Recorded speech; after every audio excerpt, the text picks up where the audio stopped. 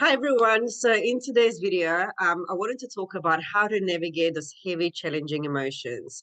Maybe you are stuck in a cycle of fear or anger or sadness or worry, anxiety, overwhelm, or perhaps you're feeling triggered by the same people, by the same circumstances, and you just want to break free from this emotional turmoil. Then this video is for you. And I'm super excited to have this special guest with me today, my friend Lois. She's also an empowerment coach. And Lois has this incredible gift for simplifying even the most complex concepts and making them really easy and relatable to anyone understands. So the reason I actually asked Lois to join me today, well, there are two reasons. First reason is because, well, firstly, I've already mentioned, I'm actually going to go back on that, is because she makes complex things sound simple. And also the way her and I approach the same topic is very different. So we want to give you different perspectives. And the second reason is because Lewis and I met during times in our lives where literally everything seemed to be falling apart. It wasn't just a time of overwhelm, it was a time of darkness. And to be honest, sometimes I didn't even know how to push through that. So we've been for each other there on this journey for the last couple of years. And we really wanted to do this together to share our personal stories, what we've tried, what worked, what doesn't work. And our aim is to leave you here by the end of our talk with the practical tools that you can apply to your own life, or maybe someone you know who's going through something similar, you can share it with them. So I'm going to pass you over to Lewis. And hi, Lewis. You're Hi. sitting there very quietly and patiently waiting for me I to finish know, my just talk. I wanted to let you get, get through Yeah, that. do you mind just introducing yourself and just, just sharing a little bit about the story, like when we met 2 years ago, what you were going through and what it actually felt like? Yeah, sure. So I'm an empowerment coach, and this has been a passion of mine for probably my whole life anyway.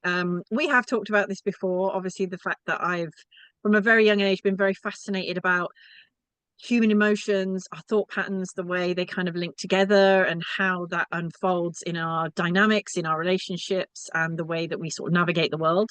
Um, for me personally, obviously, we met through very similar circumstances, but our journeys, I think, began long before we connected. I would say that since the day I was born, I've been a very spiritual child, very in touch with nature and things like that. Always had a good intuition. But it probably wasn't until 2020 during the lockdown that I had one of those, I suppose, the midlife crisis moments of there's got to be more to life than this. I'm not happy. What's wrong?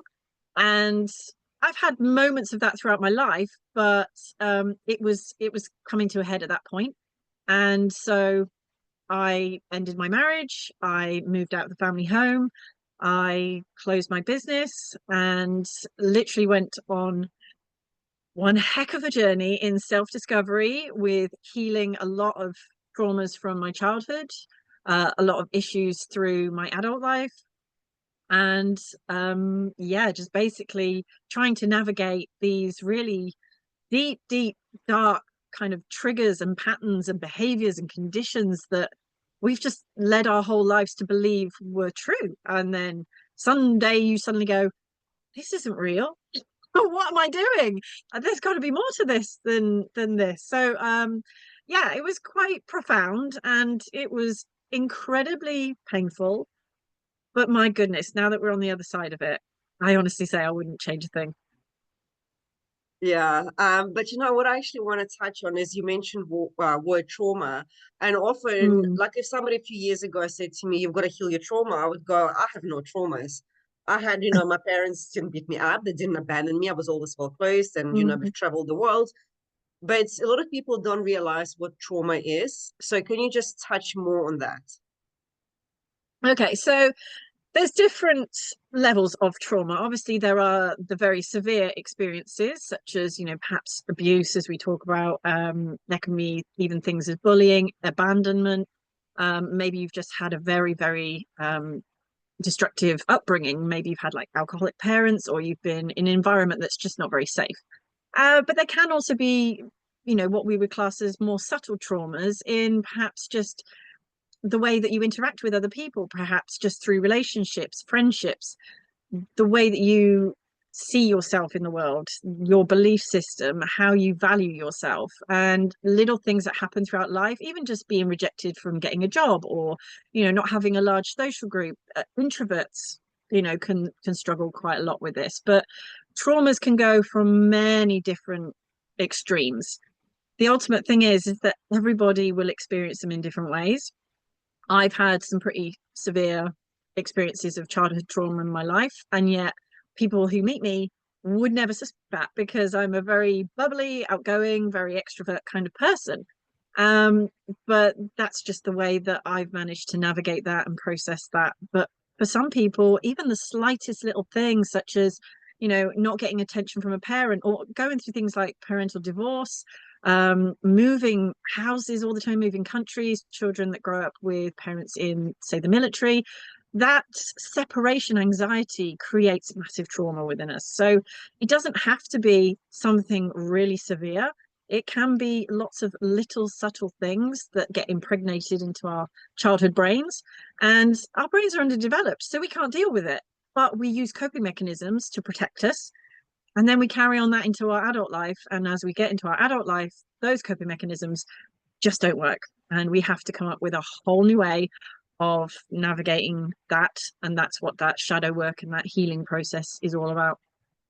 Yeah, no, I can absolutely relate to that. Basically, the way I define trauma is whenever you have an experience that is a bigger than your level of consciousness and awareness at that time. So let's say if Mm, you're a 2-year-old, I'll always use this example because it's so simple. You're 2 years old, you're eating an ice cream and you drop it, and your parent doesn't pick it up. And you can say it's an abandonment, or you can just make that my parent doesn't love me, my mom doesn't yep. love me, right? So for me, it's really what you're saying is really hitting home because I was, as you know, I moved a lot of countries. So when I was 13, we left Russia because Soviet Union fell apart. We moved to Israel. So when I go to Israel, I didn't speak the language. And I had to go into environment with kids. I mean, you know what the teenage kids are like, when nobody could understand me Yeah. and I couldn't understand anyone. So you kind of don't feel seen, you don't feel heard. And Mm, that's already, I already had insecurities because I had to kind of conform to certain standard when I was growing up. Like I had to be, let's say, logical and I had to be analytical, while my brain was very differently wired. So I already had the beliefs that something was wrong with me. And now you put me into this environment where go, something is seriously wrong with me. And then a year later from Israel, we moved to South Africa where it's a new language again. And so I'm 40 now, and I've got to start learning English, which I didn't speak at all. And okay, well, now again, nobody can understand me. So it just creates so many of these insecurities, where you can't actually express yourself. You think nobody will understand me, so why bother? And you start yes. suppressing it. So it's the unworthiness, it's not good enough, nobody sees me, nobody understands me. It was a big thing. And you suppress it. And as you say, you develop this coping mechanism and you put on this like a brave face. You create this fake resilience, right? Where if Yeah. everything goes fine, if people will show up for you, they respect you, they treat you the way you think you should be treated, then these kind of triggers, these little thorns, they are untouched. So you can kind of plod your way through life. But Yeah. as soon something pokes at it, it flares up. And that's why I Yeah. could never handle criticism. I made it so much about me. If somebody wasn't really behaving the way I thought they should, that would unlock all of these insecurities. And eventually it became so unbearable because I went through a certain experience where all of them literally came up at once. And I just remember thinking, I'm dying. Like there was no other way to explain. It was just so Yes. much darkness because when life kind of shows you this little areas where you've got to work on, but you know how we go, that can wait. No, nothing is wrong with me. It's actually that person. Oh, no, nothing is wrong with me. I'm Yeah. just going to fix the situation around me. So when we don't actually acknowledge that it's something within us that needs to be looked at, life will give us more and more and more opportunities. And eventually goes, you know what? Here's the whole enchilada.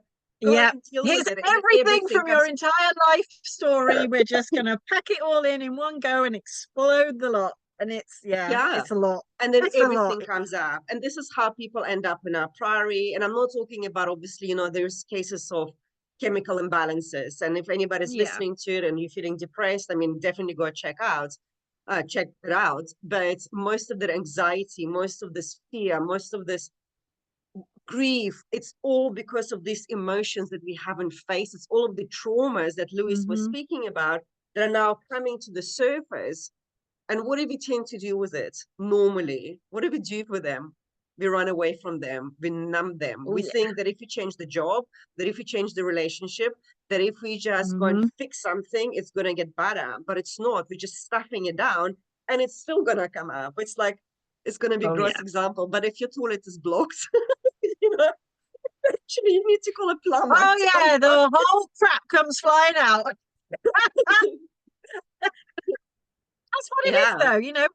We compact a lot of crap in our lives and suppress it and numb it down, and it's got to come up eventually. And it's funny because those trigger that well, I suppose that key trigger that starts off like the catalyst for everything is very different for different people. So we know some people it can be a near-death experience, some people it can be a later traumatic experience, it could be revisiting a past experience that we'd forgotten about.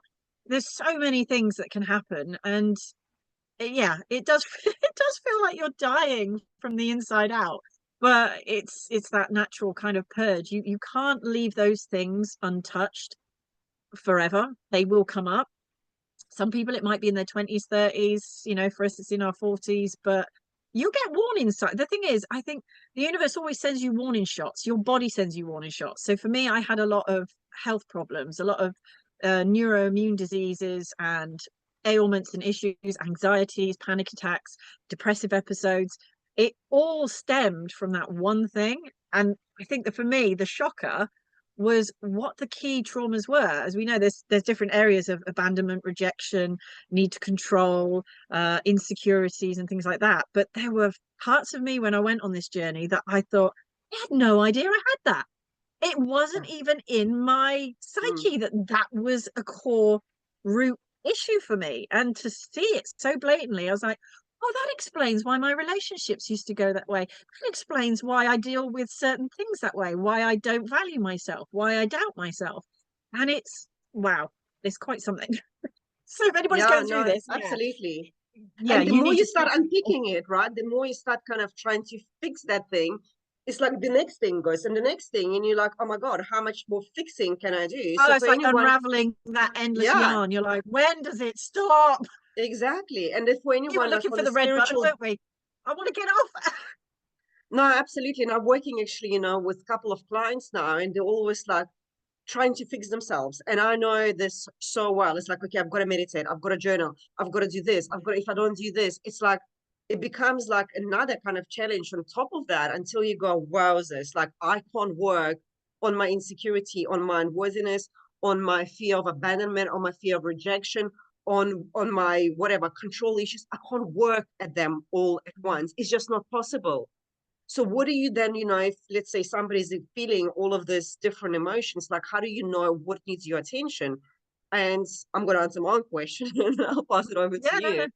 And the way I believe what needs your attention is the most challenging at this moment thing in your life. So if you're really struggling with control, if you believe that unless you are somehow involved in this, you've got to make it perfect, you've got to take responsibility, nobody else can do it, I would rather do it myself, then that is the biggest thing, because that actually helps stopping you from moving to the next level, from stopping you from receiving these creative ideas, from being in more alignment with yourself, with your journey, with your life. If, for example, you are constantly running away from relationship because you know that people will eventually leave you, that's the fear of rejection. So that's what really needs your attention at that moment. What would you say to that? Definitely. Yeah, so I think the good thing is that your body and your environment will start to tell you what needs working on. It would just be instinctive, and it is always the loudest thing. And for the most part, you don't even have to go looking for it. It will find you. So if there is For an sure. order of things, as we said, you get into that zone of I need to do this, I need to do that, and you pump your brain full of as many bits of information to try and tackle everything, which can actually make it worse, but it's a natural part of the process to want to find the answers. But for me, I think it's just that natural thing of whatever's loudest. So if for you you're finding that you're dealing with a lot of anxiety or issues around feeling rejected or feeling abandoned, that's your thing. That's where you've got to go and look at it. If you're having constant problems at work, challenges with being criticized and not feeling good enough, that's your challenge. That's where you've got to go into that worthiness. And it shows itself because either you're dating continuously the wrong kind of people for you, or you're in friendship circles that are not elevating you and not supporting you. You've got family dynamics, which are very, maybe as we class toxic. I don't like saying that word, but they're just not conducive to your safety and your security. You're in a job that's not fulfilling you. It's not, getting the best out of you. So those things are going to become amplified, and whatever you need to deal with, that's the thing where your body is most reactive to it. So yeah, if you're someone that's constantly being triggered into feeling low self-worth, there you go. That's the thing to work on. And the next thing will come, and it will come, and you don't have to look for it. It'll find you. It will come up. It'll be Yeah. staring you in the face. Yeah, and then what most people don't realize, and this is why I believe there's so much talk about this toxic environment, the narcissists. I mean, I don't Mm, subscribe to these terms at all. I just think it's a lack of accountability. It's a lack of us taking ownership of yeah. our own emotional triggers. So I'll share an example. I think I've shared it ages ago with someone. Years ago, I was working, I was a computer programmer back then. I was working with this guy. He was super knowledgeable. He's a great computer programmer. But the way he was showing up with me, at least, was purely dependent on his mood. One day, he'll be so helpful and supportive. Next day, he's like, "What's wrong with you? Can't you just get it right?" He was so dismissive and so abrupt. And it was like playing havoc with my self-esteem, my confidence. I remember coming home in complete tears, thinking like I'm a total idiot for not being able to write this piece of code that I don't want to remember what it did anymore. And I was like, this guy is just horrible. I didn't know what toxic. I don't think it was as common back then as it is now. I No. just thought he was the worst person. Yet my manager, whom I really liked and respect, and she was the most incredible person in him, they had a great bond and they had a great friendship. So for her, he wasn't toxic, but for me, he was. You know what I mean? So there was other people that all have their own different perception of this guy. So it was just my perception. So is it really Yeah. toxic, or is it just my perception of him that is toxic? And if it's a my perception, Hmm. that isn't something within me that needs to be addressed. Because this is what happens is when we encounter this, people or situations that make us feel this emotions we don't want to feel, whether it's unworthiness, whatever that is, we think that changing the job or changing relationship or I don't know, doing whatever it is that we're trying to do is going to help it. And maybe for a minute it will, but eventually you will end up attracting exactly the same experience, just in a different person, just in Yep. a different body, and then labeling that person also the Hmm. toxic. But actually, if you start looking around, you go, hang on a second, I'm the common denominator in all of this. And the only thing that really Yes. needs to be done is to look at your traumas, to look at your shadows and work with them and release them. And we'll get to the place on how to actually do that in a minute.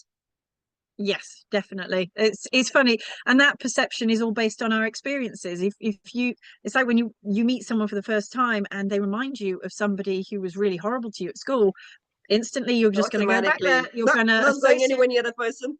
Yeah, and it is a dangerous game you play, but it's a subconscious thing, so you can't always be aware of it happening in the moment. And that's what that kind of stepping back, the observing, and really looking at yourself in those situations and saying, well, hang on, this keeps repeating. Either I'm really unlucky and I'm constantly inviting these people in, or are they just showing what's active in me? And that's why I've always loved that thing that the universe is your mirror. It literally reflects back to you what is happening inside of you through other people. So if you are experiencing the same dynamics, then look at it and say, what is that keeps showing up? Oh, that's something that I recognize in me. Let me go work on that. And without fail, you start seeing changes happening in your outside. So it has to start within. You can't fix out there because there's too much out there. You can start with yourself. And when you start there, everything just starts to click into place after that. Yeah, no, that's a great point. And I want to just touch on one thing before we get into hows, because I really want to make it practical. So, Mm, how actually, my question is how. So, I work with, I actually help people to find clarity in life, to align with their purpose, mm, because so many people, they have no idea what they're meant to be doing. They work in a job that pays the bills, but they don't feel fulfillment. They know something else is meant for them and they feel stuck and stagnant. So how does not processing your emotions, not understanding those traumas, those shadow aspects of you, how does it prevent you from stepping into your purpose? Do you have any opinion on that? I think it hinders you in so many areas because you're running on a program that is false for one thing, because they're all based on limiting beliefs. They're all based on experiences that happened years ago. And this is the thing, when depression is linked to living in the past and anxiety is linked to living in the future, neither one exists. There is only this now moment. And the only thing that's real is what's happening right now, and having that clarity and that awareness to say, actually, what is really going on in this moment? So if you are dragging around all this past hurt, all these past experiences, all these traumas, all these issues, you're never going to fully step into your empowerment, into your passions and your purpose, and you're never going to have that clarity, because it is like walking around under a dark cloud. You're literally looking through this fog. Once you release all of those things, you start to come into this sense of just worthiness and wholeness and safety and security and all the things that most people in their childhood didn't get. And we're looking for it from outside of us. We want the money, we want the job, we want the relationship to fulfill us. But once you start filling those holes for yourself and you start filling in those gaps and becoming more grounded and stable and whole in yourself, then the limits seem to just start fading away. You start looking at what's possible, not what's impossible. You start seeing things as opportunities, not challenges, things that, you can, I don't know, life just seems to open up a little bit more and you have more freedom.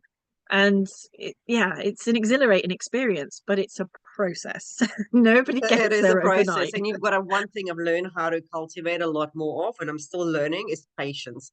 It's not something you Oh can yeah. force. It's not something you can will. It's not Oh, something you can both of us fix. were terrible for that. It's like, we want it now, we want it now. But again, that comes from a sort of series of control. It's an anxiety, Mm. it's a safety response, a security. If I control this, then everything is okay, everything's safe. But you can't control everything. It's just No, not no, you possible. can't. And it's exactly what you say. It's basically not looking at all of this stuff inside. It literally holds you back from stepping to this next level. You may feel within you that I'm meant to do something different, or I'm meant maybe to, I don't know, overcome certain challenge. But if you're not prepared to look outside, I mean, sorry, inside, because you're looking always outside, you're not going to go there. You will self-sabotage. You will hold yourself back. And what happens is, Yeah. with time, this disconnect gets bigger and bigger. It's a disconnect between your soul and your ego. And I actually wrote a post today on LinkedIn about it.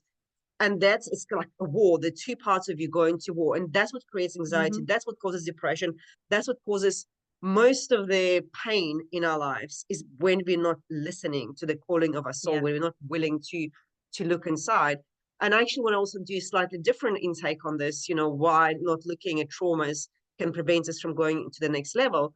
Well, as I said, people come to me because they don't have clarity in life, but actually clarity doesn't come from even reading books. I mean, reading books is great, but you're not going to really find that inner clarity. It Mm. doesn't come from attending more courses. It doesn't come from complaining or talking about it.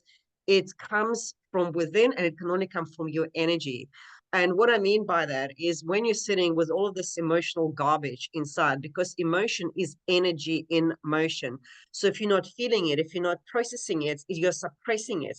And that stagnant energy clouds your judgments. It doesn't, you can't become more aware of things if you're not working with your emotions, because energy and awareness are interconnected. So if your energy is stuck and stagnant because you're not working with your emotions, your awareness, you're just looking at the life through this lens of, like a really narrow lens. So when you start feeling your emotions, because the only way to heal is to heal, the only way out is to go through those emotions, you start cleansing, or you start purifying that energy. So you begin to feel lighter, what you were saying earlier. You feel lighter, your awareness expands, you start seeing opportunities that you've never seen before. You start receiving what we call downloads, but you can call it Yeah. like inspiring ideas, thoughts, where you go, Yeah. I'm going to go speak to that person. I Yeah. actually want to, let's say you want to maybe become like a director of a company. And the common approach is to work your ass off, right? Just sit there, grind, to show everybody how committed you are, going to more Yeah. courses, go on to reading more books, go speaking to these people. But when you start tuning in, when you start like just, being with yourself more, connecting to your soul, you go, you know what, actually, maybe I'm going to, I don't know, go to the seminar, like, or a retreat. I'm going to go on some like yoga retreats in Canada or wherever. I don't know about Canada. But then you get there and you meet someone and you meet this person, you create a connection, and they've just started a startup and they're actually looking for somebody, for a role that you will be Yeah. perfectly suited for. But you start trusting those nudges, and those nudges, I mean, the places they lead you, it's like unbelievable. The things that happen to me in my life, it's Yeah. it's mind blowing, right? But it Well, we doesn't come laugh from about it all fear. the time, don't we? The synchronicities, the what people call coincidence, but it's following those intuitive nudges, really listening to your gut instinct when it tells you that this is right or this doesn't feel right, or Yeah, I really need to do this, I really need to do that. And the only reason people don't listen to their intuition is because of the fear. Fear of the unknown, fear of uncertainty, fear of failure. It always holds you back because it's doing something you've never done before. It's going places you've never been before. It's trying something that's never happened before because you don't know what the outcome is. And then again, you fall into the control trap of wanting to make sure everything happens a certain way. And as we know, once you do let go of things, you let go of control, you let go of how everything's going to happen, and you just follow that passion inside of you, that urge to give it a go, then life is just so much easier. And funnily enough, a friend of mine, he recently said, do you think you'll ever be fully healed? And I said, yeah, probably when I'm dead. But in this lifetime, while we're still humans living this human experience, having so many interactions all day, every day, we're always going to create new stories. We're going to have new experiences, new triggers. Things are going to come up that we thought we'd had healed. And you know what? That's perfect because that's how we evolve and grow. That's how we elevate. That's how we rise above it. That's how we become more rounded individuals. And that's how we increase that awareness. And that's how we end up, like you say, stepping into areas in life that we thought years ago we'd never be able to do. I mean, like starting up my floristry business, I had no experience. I was just on the tail end of having a nervous breakdown. And everyone thought I literally was crazy. But, 10, wow, now 14 years into that business, I've changed it a lot, but it's still going in the background. I've just changed it in a different way. But it was that passion, that drive, that inner knowing that this is for me, and following that will lead you to some amazing places. yeah. And I mean, you've created a successful business. You won awards, and now you're also going into retreats, helping, Yeah, people to really realign their mind, body, and soul through the floral therapy. So it's an expansion, but the key thing yeah, is to take that step. And it's again, yes. if you're not really willing to look inside, it's really hard to take, at least to know which next step to take. So I'm just mindful of time because I really want to keep it short, and I Yeah. want to give people very practical examples onto how to navigate these emotional triggers. I just want to quickly recap what we said. So, Mhm. okay, I'm going to see if I remember. We said so much, but basically, you've got to learn how to feel those emotions rather than suppress and run Mhm. them, because emotion is energy in motion. And unless you feel it, you cannot heal it, because then the same person, the same circumstances, the same event will trigger that emotion over and over. And it's like, it feels like you're stuck in this groundhog day, responding or reacting to the same circumstances, completely feeling helpless, like it's out of your control. And the only way to rise above it is by facing it and being and healing it. Mhm. What else did we share? Well, I would say the first key thing is support, because obviously we have a nice little network ourselves, but support from people Yeah, who understand what you're going through. You yeah, need somebody there who can just navigate this with you, because doing it alone, you will feel like you're going crazy. And trying to speak to people who've never been there, you'll feel even crazier. So you need to find people, whether it's coaches, mentors, groups, whatever it is, people who are going through the same thing as you. And be patient with yourself, be compassionate with yourself, and trust the process, because it is a process. There are steps you have to go through, and you will go in cycles. You will go back around on yourself a million times sometimes. You might have to revisit triggers and things until one day you go, enough, got it, it's gone, dealt with it, move on to the next. And yeah, a lot of patience is required. It's like if we were learning a new language, we would give ourselves time. We wouldn't expect to be able to speak, Spanish within a week. it's the same thing. We've got to give ourselves a lot more grace and compassion, and I don't think we do that enough.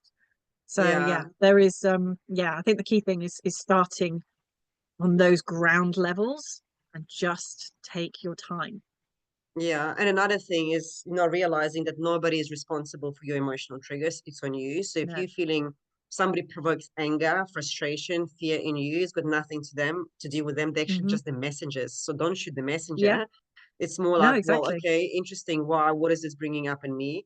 What is it doing to me? Why am I feeling this way? So, and not Mhm. even, but once you felt this emotion, this is when you start querying it. Of course, if you're in the middle of the emotional trigger, you're feeling so angry, it's probably not the good Yeah. time to start questioning your mind because your mind is going to tell you so many Yeah. lies, which is why it's so important. Just like, okay, let this anger come up. Let me feel it in my Yeah. body. Let me maybe breathe through that and just be with it. And once it kind of takes, releases its charge, you then can go back and maybe go back into your past, into your childhood and see Yeah. when you were experiencing that kind of trigger again. But all I'm just saying here, it's got Definitely. nothing to do with the outside world.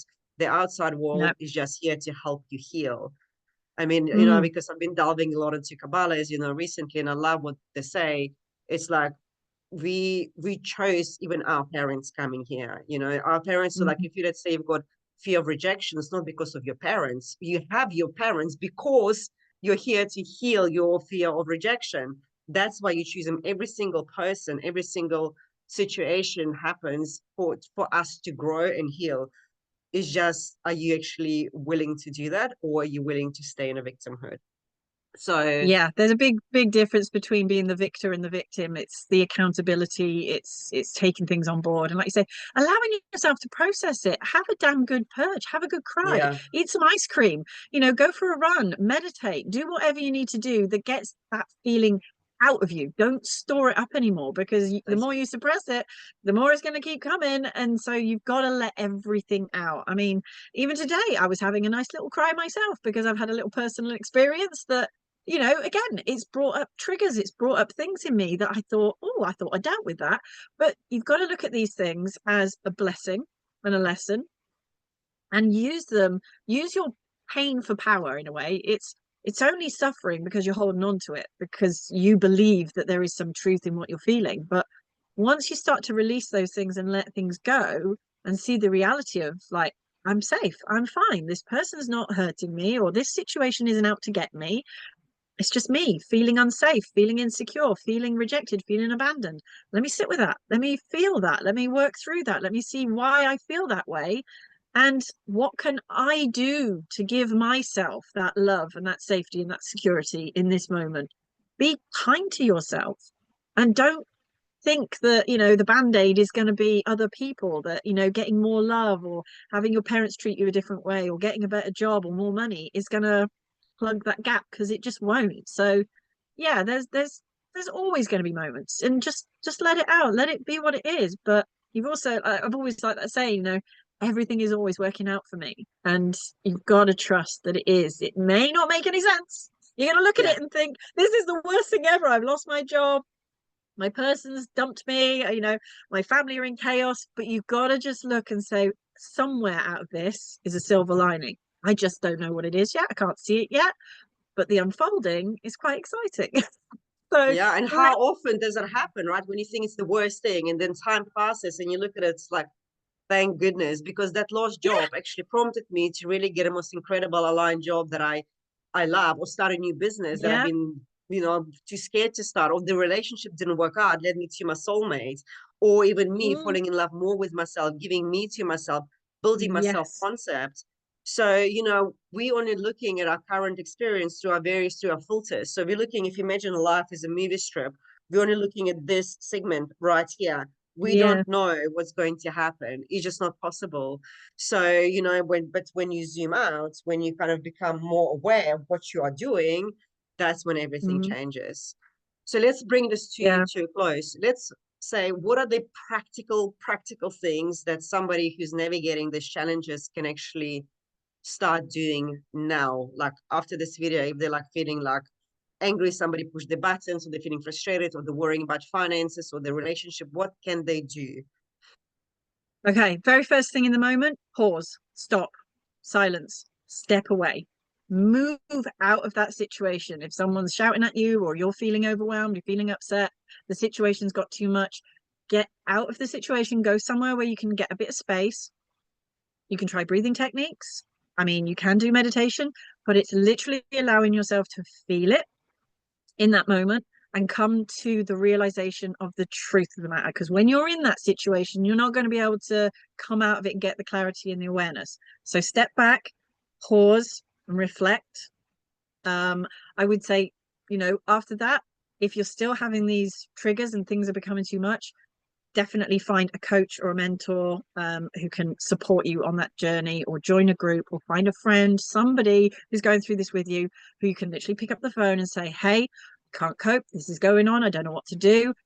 And let people listen to you, but also listen back to them when they can give you advice, and take on other people's experiences. There's so many resources out there, so many tips. I always use affirmations, I use subliminals, I meditate.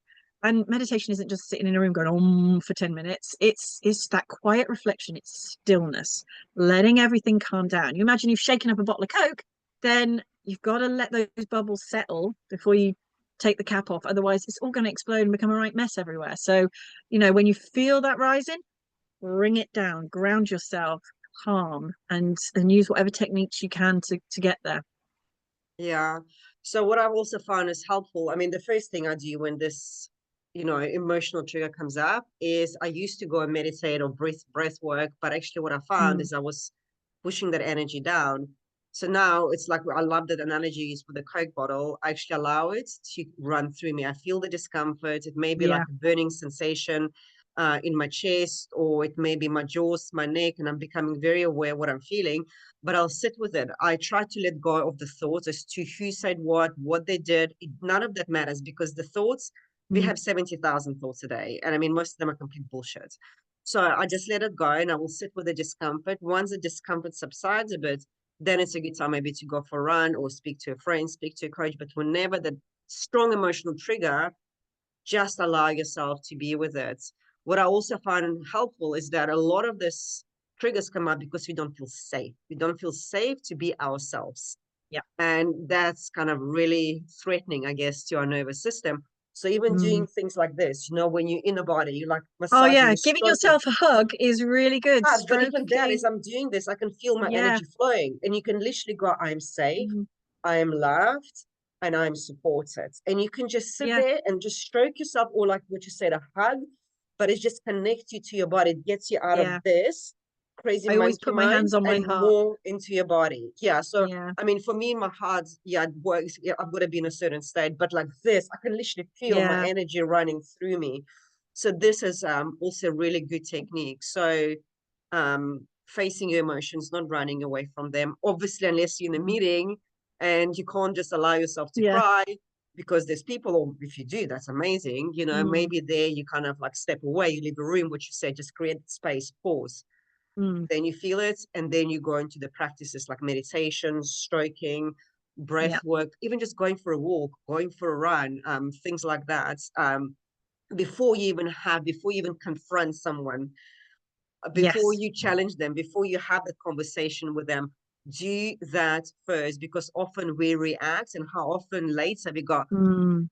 I shouldn't have done that, right? I shouldn't have Never said react that. from an emotional place. You've got to Yeah, react from a very calm, level place. And I think there's also the element of authenticity, like you say, when you have got to that calm place, if there is resolution that's needed, act upon it. Because one of the worst things we do is we go, well, I'm not going to say anything, or I'm not going to do anything about it, or I best not rock the boat, or anything like that. But sometimes that's worse. You have to come at it from a very clear place. But if you need to have that difficult conversation, have that difficult conversation, because the worst thing is not knowing, suppressing, holding back your emotions, holding back your opinions, holding back your thoughts, but come from a very clear, level-headed place, yeah, not when you're in that reactive moment, because you're going to say and do things you really regret. And the only thing we can really control is what we think and how we react. So it's yeah, giving yourself that, like you say, that safety. Put yourself in a bubble, as we always used to say. I'm in my bubble, I'm safe in here, no one can get me, nothing can hurt me.